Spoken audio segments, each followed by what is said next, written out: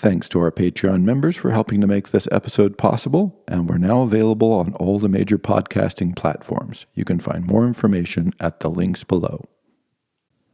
Good evening, ladies and gentlemen, and welcome to Capitalism Part 10, where we've been, where we are, and where we're going. And last time we made it to where we are, we're going to spend some more time where we are today, and then we're going to look to where we're going, which you can actually predict within the context of philosophy, the kinds of responses that are likely to happen as we enter this new era of confusion. But I did want to clarify one point. It doesn't change the underlying argument, but last time I said that my small town in Washington had the same or more expensive housing prices than Paris, and I meant to say Ile-de-France because I had gotten good data from the Ile-de-France, which is the metropolitan area that includes Paris, but also has some outlying cities and smaller towns.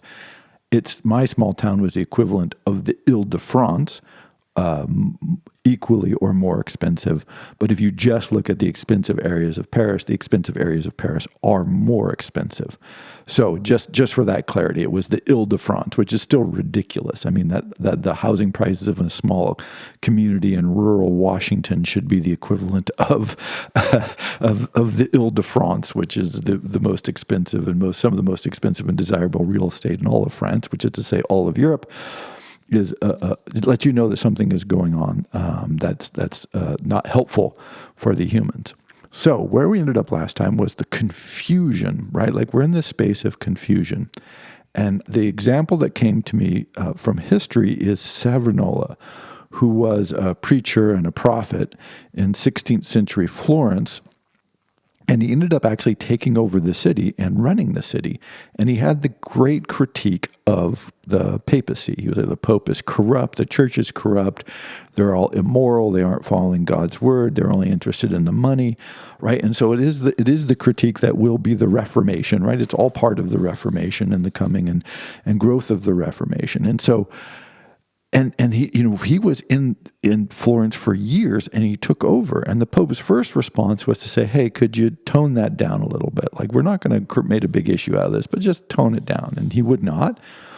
And then he said, "Hey, look, I'm going to excommunicate you if you don't just stop. So please stop. Just be mellow. Let's just be cool here." And he said no, and he kept going. And so then he sent an edict saying that if the city did not basically kill him, the entire city would be excommunicated. And so they arrested him, hung him, and burned him, I believe, which is always good to make sure that he's really, really dead and that we're not going to be excommunicated. And this, to me, is where we are. This is the power of ideology right here. So what it means is we know the critiques, right? Like I said, this is where the cynicism comes from. Everybody knows the critiques. We're all familiar with the abuses. We know the corruption of government, da-da-da-da. However, if you, and we'll listen to the preachers, we'll listen to Savonarola telling us all this, and we'll go, oh, here's a new voice, here's a new idea. But the second someone does something, or suggest doing something like I did last time, like let's destroy wealth to make housing affordable, then people are like, burn them at the stake, even though we know the critique that wealth is part of the problem. We can't imagine trying to address the problem by getting rid of the wealth component. Oh, the Pope is corrupt. The Pope is a bad guy. The church is corrupt. They're all venal. They're all, all the problem. But I don't want to get kicked out of paradise.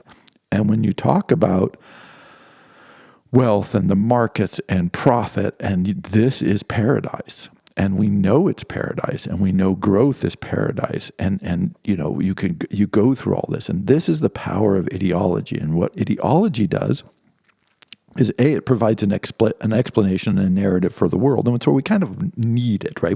It helps us understand the world and put it in perspective and gives us context. But when you get a very powerful ideology like the one we're immersed in, particularly in the United States, it also prima facie makes all other arguments look ridiculous, right? Like any argument that would in any way challenge this fundamentally, on its face, you just go, well, that's just silly. It blinds you. It makes it impossible to even think about potential alternatives.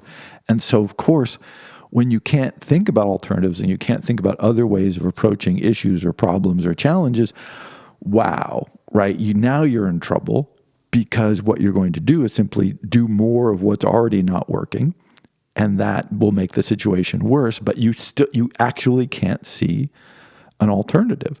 And so I'll give you two examples, contemporary-ish examples from very different sources you would think.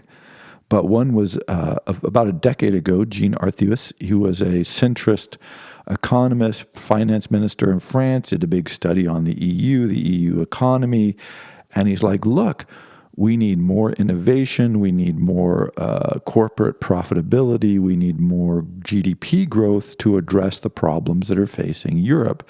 And the best way to do this is to harmonize regulation. It's the same. You would know the conclusion before you even read the many pages of the study that he put out, because it just says like we need to simplify, harmonize, reduce the cost of business, of operating, so that our GDP can grow. And if our GDP grows, then all good things will rain down on the people of France. We'll be blessed by the Pope.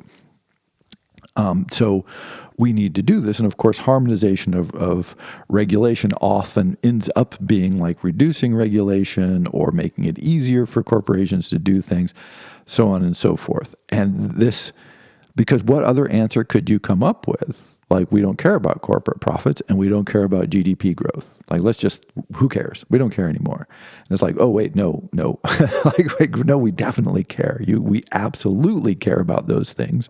And so when you go in knowing the answer, which is we need GDP growth, we need increased corporate profits for GDP growth, then what other answer? You already know the answer. So when you just work backwards and go, okay, what makes the GDP grow? What's make corporate profit grows, which makes GDP grow in theory. Oh, well, of course, making it easier for them to operate, reducing costs, and it's just the tautology functionally becomes this functional tautology that's continuously rolled out. And it doesn't mean that, making regulation easier to navigate and all this isn't, so not that there's no logic there. It's just that, is this really the core problems that is facing the European economy and or the people who live in Europe? And then recently, now there's a book that's making all the waves. It's a new book on abundance about reforming government and whatnot. And again, it could have been written by Jean Arthuis a decade ago, even though it was written by two Americans recently, in which they say, for instance, with housing, they're like, oh, the problem with housing is that there's an undersupply, and that's caused by regulation and all this history of keeping people from building houses. And boy, if you just built houses like they do in Texas, then everything would be great, and we wouldn't have these problems in government regulation again. Just to just read Jean Arthuis' study. Oh, if you harmonized regulation and you made it similar and made it easier to build houses, then things would be great, and there'd be plenty of housing for everybody. The problem, there's so many problems with this. It's so silly. It's almost hard to know where these people are actually serious when they write it, but they seem to be serious. They seem to take themselves seriously. That's for sure. But it's certainly housing in, say, Houston and Austin is more affordable than San Francisco, which is not saying much. So San Francisco is hugely expensive, but compared to historical trends, housing in Houston and Austin is not affordable at all. It's like 3 times more expensive by, I mentioned last time, I talked about 1970. So if you pick 1970 again, it's about 3 to 4 times less affordable or more expensive, depending which way you want to think about it. In Houston, Austin even worse, but it's about 2 to 3 times in Houston and 3 to 4 times in Austin, less affordable than it was in 1970. So even under that model that they're arguing for, it's less than San Francisco, it's less than, Silicon Valley, but it's not affordable by any historical, there's no historical measure in American history does that you look at that and go, wow, that's really affordable housing. And it's not. It just isn't. It's 3 to 4 times the cost of 1970, which is itself more than it had been previously. So problem number one. Problem number two, which is bizarre because this is not hard numbers to look up, but notice that what backs this is the notion of, abundance comes from building a lot more houses. And if we just build a lot more houses, then more number go up equals better. And this is what I mentioned last time, was like GDP has been going up. Has that helped? Some things, other things hasn't helped. Corporate profits have been going up. Has that solved all the problems? Some things, but not so much. Government revenue has been going up, so we have no problems there. Yeah, not so much, right? So you can build a lot of houses, but if they're just purchased by, large corporations as investment properties, REITs as they're called, and then, resold and at these incredible rates, or they're turned into short-term housing that, again, drives up the market value, and so it makes it very expensive and unaffordable, then what you have is more investment properties, and you have a few people owning a lot more houses. This does not in any way necessarily create. It's not. It just doesn't. It's not a solution. So it's just silly. Like, it's a silly argument. I hate to say that because they seem to take themselves very seriously, but it's just silly. Two, think of how long it would take. It's like, okay, right now today, all over San Francisco and the Bay Area, we go build. Right. So it's not like there's this huge excess capacity for home construction that's just sitting idle, number one. Number two, if you suddenly make it possible to build all kinds of things all over the place, and there's a huge demand for construction, there's already a huge demand, fires in LA, et cetera. They're just not clear that we even have the capacity to address this need.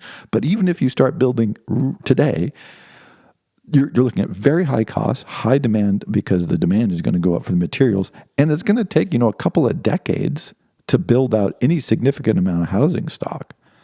So you're talking about a solution that will begin to really have some sort of impact in what would be looking at now 2045 or something like that. It doesn't mean you shouldn't try. It doesn't mean you shouldn't start doing it. But the notion that this is going to have any impact on housing prices for this generation is also silly. So anyway, why do I belabor this? It's because the authors, these two American authors, one from the Atlantic and the New York Times, I believe, and the former minister in France, writing a decade apart in two different countries, two different environments, two different languages, come to the, functionally in some ways, the very, very similar conclusions.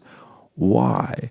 Because they're blind, absolutely blind to any other possibilities. This is the power of ideology. We know the critiques, we know the problems, but good Lord, if the Pope threatens us, burn the guy at the stake. So imagine they had written in this book, New Abundance, and said, hey, we should do? Let's just re-rural. Like, people don't really want to live in cities. Let's invest in small communities where housing is already affordable, right? So there's the other issues, like a lot of rural places in the United States, Kansas and such, housing is still, relatively speaking, affordable. Let's just encourage people to move to rural places and hang out and have gardens and, smoke dope and listen to music, because that would be great. And then this would reduce the demand in cities. And no. We know everybody's going to move to a city. We know everybody's going to have this kind of urban life. So that's obviously can't do that. My whole program from last time of let's just destroy a bunch of asset value. Obviously, they aren't going to suggest that, because we know that was a terrible idea. But this goes so deep. Like, we can't see other societies. We can't see other approaches that it seems unrelated. But I do want to mention this, is I've been reading a great book by Carter Malkasian on the U.S.-Afghanistan war. Well-informed, speaks and reads Pashtun, speaks and reads Arabic, scholar of the First Water. I believe he speaks and reads Arabic. I should make a note there. I know he speaks and reads Pashtun, which is very rare. Was in Afghanistan for decades, worked for the military, was an advisor. A serious guy trying to do a serious study on serious history. And he opens right in his introduction, he says, hey, the longer I studied this, the longer I was in Afghanistan, I began to believe that the fundamental problem we faced was we were not from Afghanistan, and we don't believe in Islam. So we are just foreigners, and we're apostates, right? We don't believe in the right religion, and we're not from Afghanistan. So it would not matter what we did. They were never going to embrace us. And Mr. Malkasian argues that as far as he's aware, in all the major studies that he's read and all this research that he's done, no one else just seems to recognize this. And to me, this is just mind-boggling.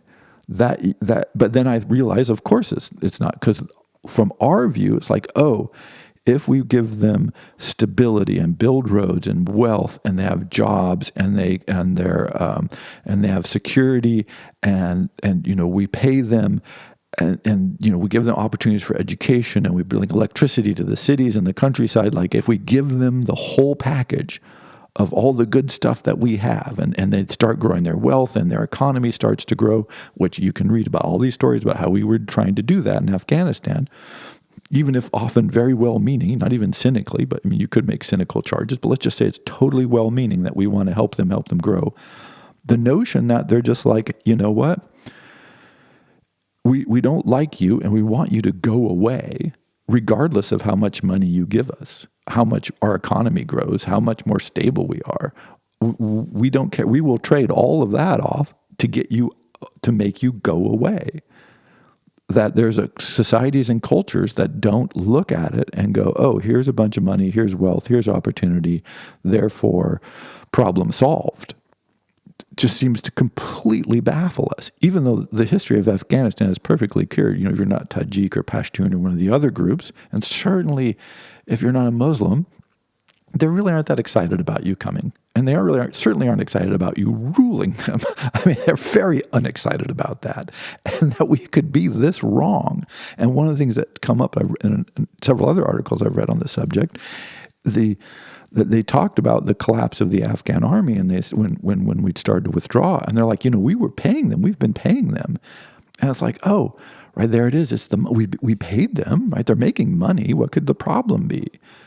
And just again, this is it seems like a tangent, but hopefully this will come back and not be so much of a tangent. But we couldn't see that in Afghan society, if you're taking money from these non-Muslims, this is bad for you, right? You're taking it because you're like, oh, I need to feed my family and make things go, and I get this, but it also might build up a bunch of resentment. You might feel shamed, like I'm shamed that I'm having to do this.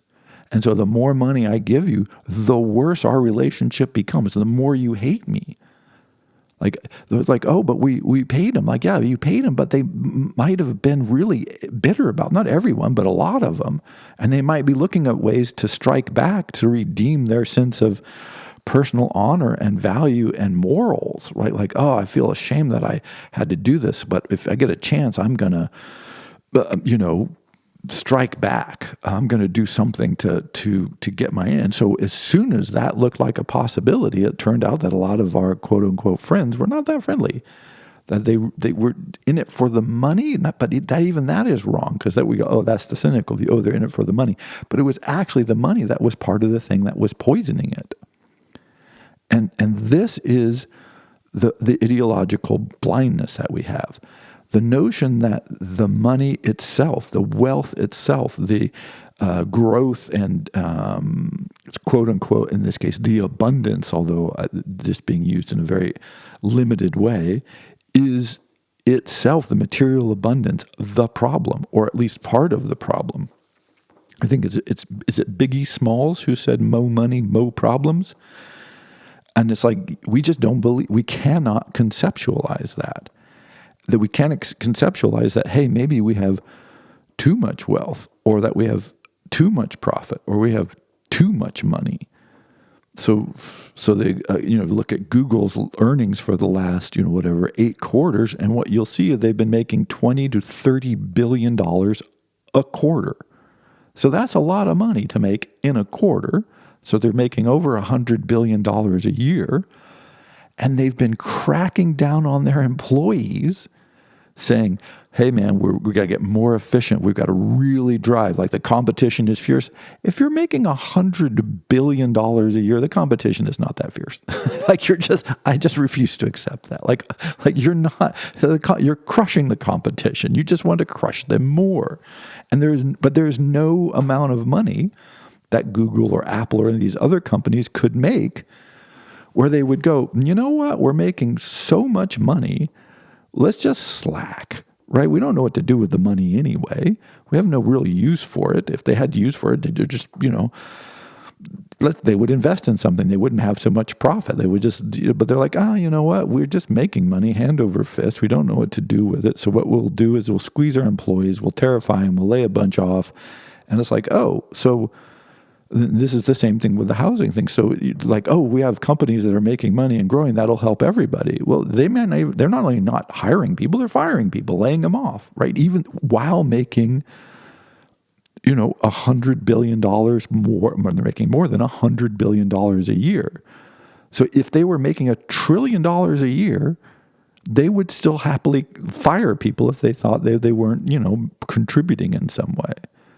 So there's no amount of housing production, there's no amount of wealth generation, there is no amount of money per se as such that solves any of the issues that we're looking at, because that's either not the problem, or flip it around, it is in fact contributing to the problem. That it is actually productive of the problems that we're trying to solve. And just a few examples of how this actually works functionally. One thing, if you've driven around the United States, you would know that we have infrastructure issues. We're not good. We're good at building infrastructure. We're super good at that. We're terrible at maintaining it. And one of the reasons we're terrible at maintaining it is because there's a lot of financial gain when you build new infrastructure. A lot of jobs, lots of material investment. Like it makes the wheels spin, right? It makes number go up. We like number go up so much. But if you take the amount of money it takes to maintain our infrastructure, which is, the numbers, maybe I should do a whole episode on this. The numbers are just unbelievable just to maintain like a mile of highway. It's astonishing. But notice this, it generates some jobs, of course, maintenance jobs and all that, but not nearly the kinds of return that you see when you look at if you build something new. So we love to build new and we don't want to maintain the old. But what happens when you don't maintain the old is you lose value. Like when bridges fall into the rivers, as they do on a shockingly regular basis in the United States. Like it's a thing that happens they're continuously closed. This happened where I lived in Seattle, a significant, important bridge that connected one part of the city to another part, to the point where there was almost no other way. There was one other way. This became a big part of the problem. And for years, the state inspectors have been saying, this bridge is unsafe, this bridge is unsafe, this bridge is unsafe. And they're like, yeah. Finally, they came in and they said, we have to shut this down because the bridge is collapsing. And this cut off one part of the city from another part of the city, because no one wanted to invest in repairing the bridge until it was, falling into the bay. And so, because the number doesn't spin up as well when you just do some maintenance and some repair as when you build something new and flashy and like, wow. And so you're in this environment where you're actually misled, because continually building new that you don't repair exacerbates the problem. And so now they're like, well, we can't afford to do all the repairs we need, so now we have to do right. And so again, we'll go, okay, now we're in this constrained environment. It's like, well, one thing you could do is just stop building new roads and just take 100% of the money, say, look, we're just not going to build any new roads till we fix the roads we already have. Oh my gosh. Like, by the way, this would be less. Let's do less.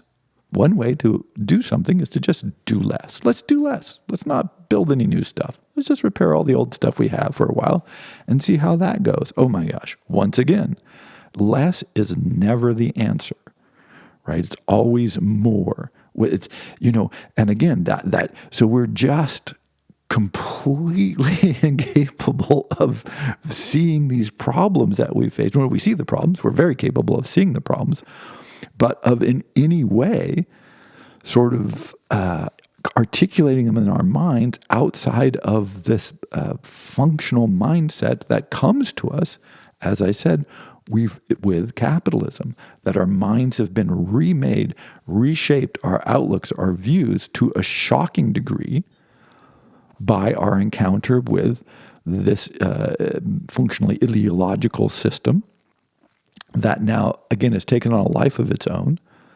And we just can't quite, again, when people say, oh, if our businesses do well, then they'll hire people. No, there's no evidence for this. And yet every politician talks about this, like endlessly. Economists talk about this. Everybody talks about this. And they're like, oh yeah, well, if Google makes, $100 billion a year, they'll hire a bunch of people. No. In fact, almost no one works at Google. Like it doesn't help on that front that much. And so you're just like, and yet have a politician say, oh, even though corporations are going to make a bunch more money, they're not going to employ any more money. In fact, they might fire a bunch of people. So there's no point in trying to pursue policies that just make companies more profitable if they're not, for instance, linked to policies that say you have to hire more people. I mean, we know that's communism, so we'll have nothing to do with that. And it's just right. And so you just had our leaders, both economic and political, spout counterfactual ideas continuously that doesn't ripple the pond. Everyone's like, well, of course. Yeah, of course. Mr. Arthus would say, hey, if we can get our companies to be making some more money and we make it easier for them, our economy will grow and they'll hire more people. And it's like, or they'll make more money and fire people because then they make even more money, apparently. So that's just not a solution. But notice then, what do you do? Right? Notice then you go, okay, so you need an answer besides just company make more money, GDP grow. And they're like, oh, but that's the goal of capitalism. The goal of capitalism is not to employ people. The goal of capitalism is not to build houses. The goal of capitalism is not to have a friendly society or beautiful parks or, butterflies in organic fields spouting wildflowers. This is not the goal. This is my goal. I love all these things, but it's not the goal of capitalism. And what's happened is, through the pattern that I've discussed, is our value outlook has gone to the point where now we look at the world as if all good things flow from this system, even though, like I keep saying, we can critique it, we can be cynical about it. But I actually think, and this is the where we're going part of this, so that's where I really do believe this is where we are.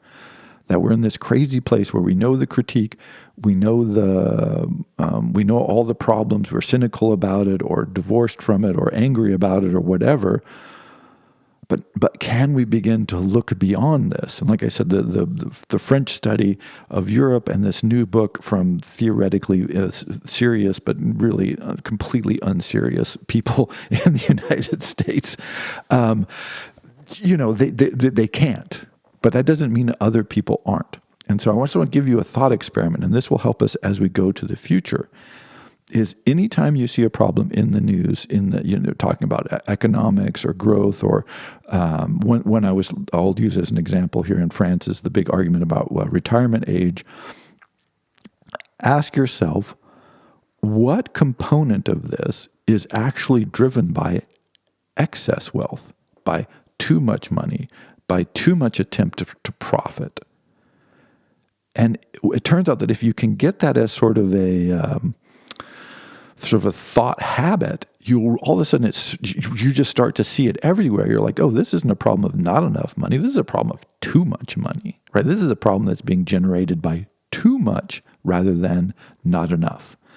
And I use this because I love Taoism as a theoretical, as a philosophical outlook. I think Taoism is spectacular, and I'm the least Taoist person ever, which is probably why I like it so much, because Taoism always wants you to ask the question of, hey, what can you not do? If you have a problem, what can you stop doing? Like, just, that's always its question.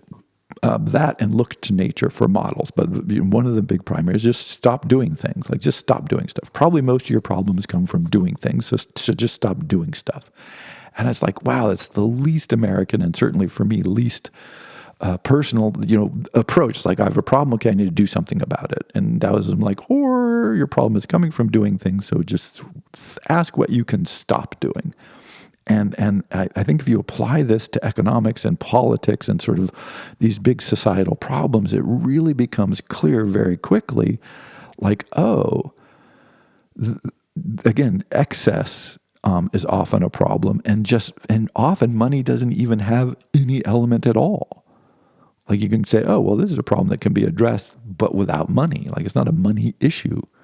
And you look at education reform. Just take the amount of money we spend on education, just spend it differently, and you can change like everything. But nobody's like saying, like, no, we're going to do the same thing. We're just going to do more money invested in that, which is it's actual insanity, of course, because if you have a bad school and you go, okay, well, we'll put more money into that bad school. What you get is a better funded bad school, right? This is not necessarily making a good school. It just makes it a bad school with a lot more money. And the idea is like, well, of course, if they have more money, then they'll do better. But the evidence for this, of course, is counterfactual. Like, that is counterfactual. Many schools get more money and they don't do any better. And so then we think, well, they must need even more money, right? And so we just can't get this out of our mind. So as an example, this is, again, using from France, where the retirement age, they want to raise the retirement age, or they did raise the retirement age, hugely controversial. They've been fighting about this for about 3 years, maybe longer. But I mean, really fighting, like police in the streets fighting, not like in the press fighting, although there too. And hugely unpopular, of course. And the Macron government was able to force through, using courts and various methods, to increase the retirement age by 2 years. And the argument that the government made was, look, it just costs the government too much money, and it constrains spending on other things if people retire early, because we have to support them, and so on and so forth. And so the government it's the straight GDP growth and resource allocation argument, again, like for the 177th millionth time. No imagination, nothing there. We have to constrain one so we can spend someplace else. And then, of course, the workers are like, hey, we don't want to work 2 more years. We were told we could retire when we're 60 or 62. And that's what we want to stick with that. So you're robbing years from us. And, so I've been reading this and watching this, and several things sprang to my mind. One is actually the number of French workers that will be able to retire at the current time is actually relatively small, because you have to hit, all these working hour requirements, spectacularly. And one way to solve this would just simply to be, people have to work longer, but they get more vacation days. So you work until you're older, but during that working period, you get to work less. So your working days are the same, but it's just spread out over a longer period of time. And so you're like, why not do that, right? This seems like win-win. So yeah, you work a little bit longer in years, but in time, you get more time to enjoy your life as you're going through your working years. That seems like one possible solution. Another solution that you could look at is to just give people incentives to say, hey, you can retire when you're 60, but if you stay working, we're just going to give you half the money we would save. So here's just a big bunch of free money, no taxes, which in France would be a miracle. Like, here, have some money, no taxes. We save money, you get extra money, you work longer, the budget all works out. Everybody's happy. It's an incentive system, not a punishment system. That'd be another thing you can do. So and I've got a whole series, but I'll stop there. But you get the idea.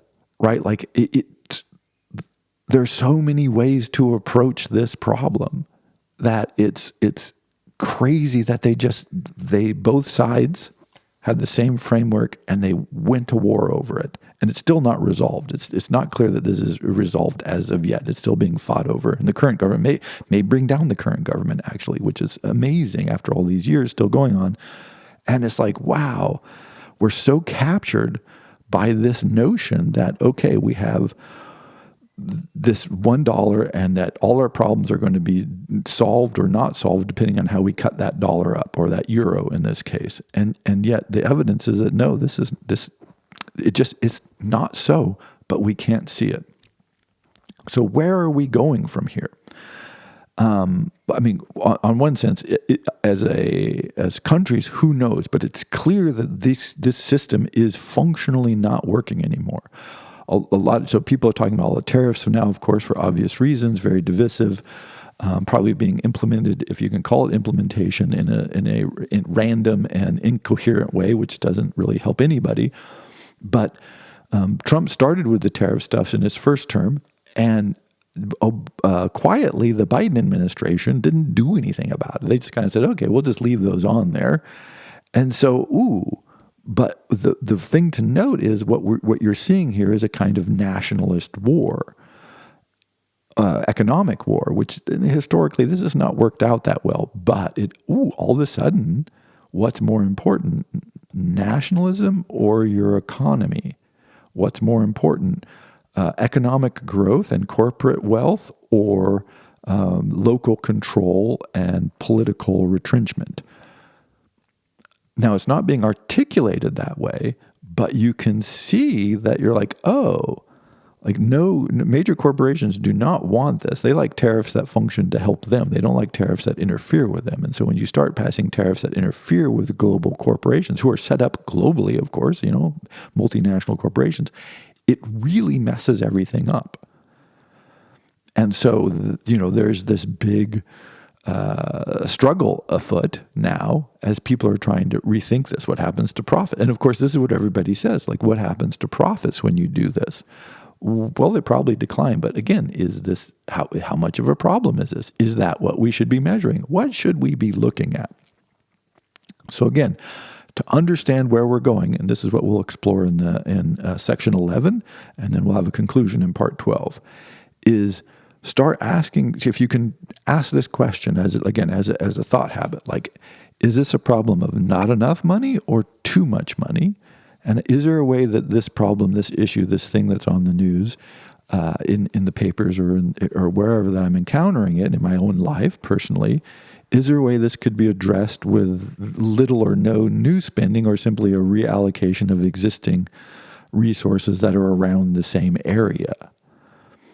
And it turns out that when you start asking that question habitually, again, you will see like, oh, we don't need to spend more money on infrastructure. We just need to stop building stuff we don't maintain and take that money and put it into the maintaining what we have. And hey, presto, problem solved. In fact, you probably save a bunch of money. You probably have extra money. Like, oh, we just, we got plenty to maintain, so let's just do that. No, we'll have none of that, right? Like these sorts of outlooks, or again, oh, housing's too expensive. Let's just deflate the cost of housing by taking away all of the incentives, by the way, that we put in to inflate the cost of housing. And just so that the average person who wants to buy one home is protected and supported and gets help, and everybody else, like, hey, you're just on your own. And if you have 2 houses, that's great, or 3, that's fine. But we're not going to support you. We're not going to give you money and tax write-offs to make that possible. Do not hold your breath on this, by the way. It's not coming anytime to a theater near you. However, once you start recognizing this, once you start thinking this way, you go, oh, you'll realize like how, if what I'm hoping it will do for you is, as it's done for me, is it will let you see how far gone we are. Like it doesn't create necessary solutions. I mean, that's a whole different question, but it does allow you to go, oh, presented with any problem, we only have a hammer. Like, oh, we need to change the shape of this glass. Well, I've got a hammer, so I can change that shape. Like, well, we're kind of hoping for a curve. Nope, I've got a hammer. You're not going to get a curve. I'm going to just make shards because that's what I can do with a hammer and a piece of glass, right? And this, oh, it's so frustrating to me because it's such this like grip that's on our minds, and I see it everywhere. Like I said, and smart people and well-meaning people. I mean, it's easy to throw rocks at ideologists from either side, but well-meaning, highly educated, theoretically knowledgeable people like the people who wrote this new book on abundance are just so enslaved to this mindset that it's like I said, it's just when they say stuff that's just counterfactual continuously, then you're like, wow, how can you do that? Well, ideology papers that over. And two, it blinds them to any possibilities outside of this incredibly narrow range. So that's where we are, and beginning to think our way out of this is where we're going. Thank you very much.